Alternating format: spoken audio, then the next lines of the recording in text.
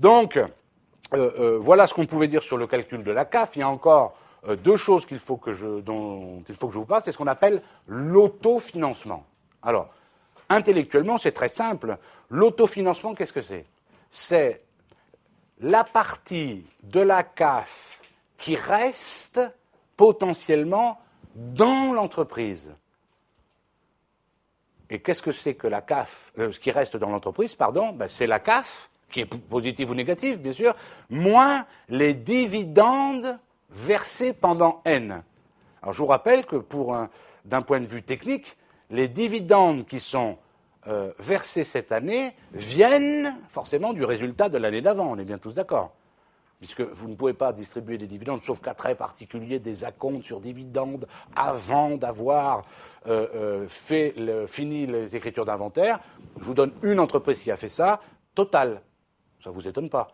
C'est-à-dire qu'ils peuvent se permettre de donner des dividendes avant d'avoir fait le compte de résultat, tellement ils sont sûrs et certains de faire des bénéfices. C'est pas si simple que ça, il faut quand même l'accord des commissaires aux comptes, etc., etc. Total l'a fait. Dans les autres entreprises, je vous rassure, le commissaire aux comptes refusera qu'il y ait des distributions de dividendes avant que l'on connaisse le résultat définitif. On est bien d'accord. Donc, l'autofinancement de l'année, c'est égal à la CAF de l'année, moins les dividendes versés cette année, donc qui viennent du résultat de l'année d'avant, forcément.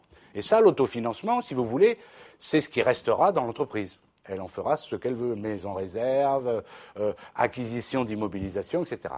D'où l'intérêt du calcul de la CAF, bien entendu. Si vous comprenez la définition de la CAF dont je viens de parler depuis 3/4 d'heure, 1 heure, est-ce que vous comprenez donc que plus la CAF est importante, meilleure est la situation financière de l'entreprise? Pourquoi? Plus elle aura de CAF, plus elle pourra distribuer de dividendes, vous êtes d'accord, et plus elle pourra autofinancer tout ou partie de ses investissements. Est-ce qu'on est d'accord? On va raisonner à l'envers. À quoi sert la CAF? Certains d'entre vous vont dire, c'est facile, vous venez de nous le dire. La CAF sert à distribuer des dividendes. On est bien d'accord. Ah oui, non, mais pas qu'à ça. Pourquoi? Parce que une fois qu'on a payé toutes les charges, une fois qu'on nous a payé tous les produits, sauf ceux qui concernent l'investissement, c'est-à-dire la CAF, il y a d'autres choses à payer encore. Et au moins une chose à payer, attention, le capital des emprunts que vous avez remboursés. Est-ce que tout le monde comprend ce dont je parle?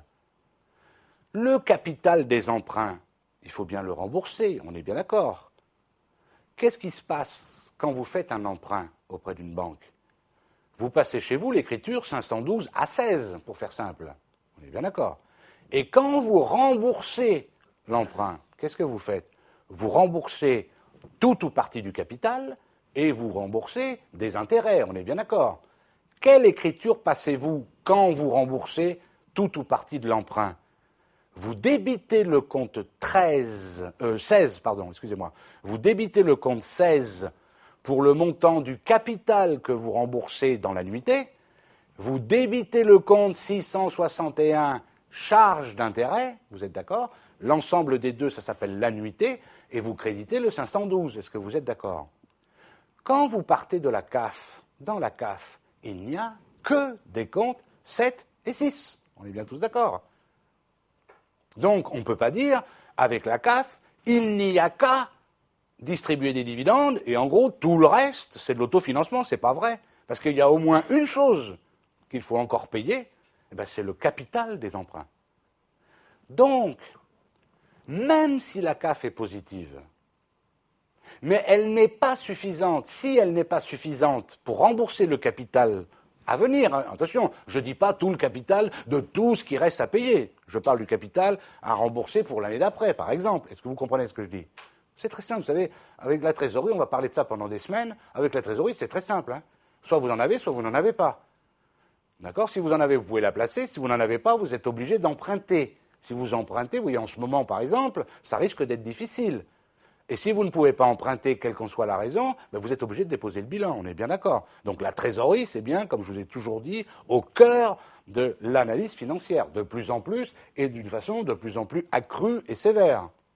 Imaginez que vous ayez une CAF, je dis, de 10 000 euros, donc elle est positive, donc c'est bien. Oui, mais si l'année prochaine, par exemple, on fait simple, vous avez 100 000 euros de capital à rembourser sur un emprunt, comment vous faites?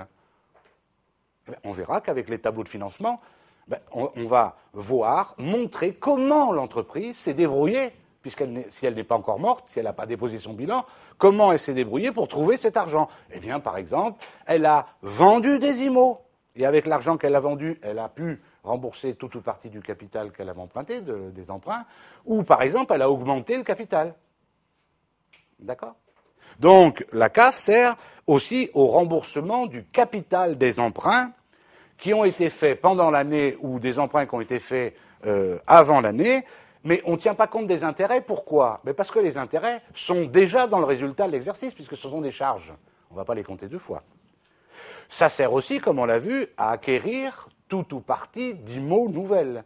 Si la CAF est positive, une fois que j'ai payé, par exemple, je retire potentiellement le remboursement du capital que je dois faire, avec le reste, eh bien, je peux acheter des IMO. Comme ça, j'ai moins besoin d'emprunter, par exemple.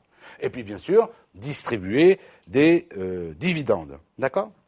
Alors, vous comprenez pourquoi, lorsqu'une entreprise a une CAF faible ou une CAF négative, ça ne peut pas durer longtemps, ça peut poser des problèmes. Et évidemment, dans la vie d'une entreprise, vous pensez bien que comme il peut y avoir des résultats négatifs, il peut y avoir des CAF négatifs. C'est pas pour autant, au niveau du commentaire, qu'il faut s'affoler en disant « Ouh là là, la société est en train de mourir », il ne faut pas exagérer, ça peut arriver. À ce moment-là, ça serait conjoncturel et pas structurel. Mais sur plusieurs années, si la CAF est négative, il est sûr et certain que ça pose un problème, ou ça posera un problème à l'entreprise, parce que ça veut dire concrètement qu'il lui manquera de l'argent pour rembourser le capital de ses emprunts. Est-ce qu'on est d'accord? Mais maintenant, et on le verra plus tard quand on fera le bilan fonctionnel, attention, la CAF, j'ai dit que c'était de la trésorerie potentielle. Si tous les produits et toutes les charges avaient été encaissés et décaissés, sauf ce qui concerne les investissements. Pourquoi je dis potentiel? Et on le verra très nettement avec le bilan fonctionnel. Pourquoi? Mais parce que tous les produits que l'on fait, toutes les ventes que l'on fait ne sont pas forcément encaissés tout de suite. On accorde des délais. Est-ce que vous êtes d'accord? À nos clients. Et toutes les charges que l'on subit, on ne les paye pas forcément immédiatement. On nous accorde des délais. Est-ce que vous êtes d'accord? Or ça nous arrange pour la trésorerie. Si je paye les charges plus tard et que je me fais payer tout de suite, est-ce que vous êtes d'accord? J'ai de la trésorerie, vous voyez ce que je veux dire? Donc la CAF, ce n'est pas la vraie trésorerie réelle, c'est la trésorerie potentielle. C'est quand même très important de savoir potentiellement combien j'aurai de trésorerie. Mais ce n'est pas la vraie trésorerie. Eh bien, souvenez-vous, on le verra en long, en large, en travers, ce dont je viens de parler, le décalage de trésorerie entre les clients et les fournisseurs, ça s'appelle le besoin en fonds de roulement. Nous en reparlerons en temps voulu, notamment avec le bilan fonctionnel. Donc voilà ce que je voulais vous dire sur le calcul de la CAF. Je répète, c'est un élément très important de l'analyse financière parce qu'on va le retrouver au cœur de tous les tableaux de financement puisque c'est la trésorerie potentielle. Et après, on va dire, voilà la trésorerie potentielle dont on dispose. Et puis après, on va dire, voilà la trésorerie réelle. Pourquoi on est passé de l'une à l'autre? C'est ce qu'on verra donc dans les prochains tableaux.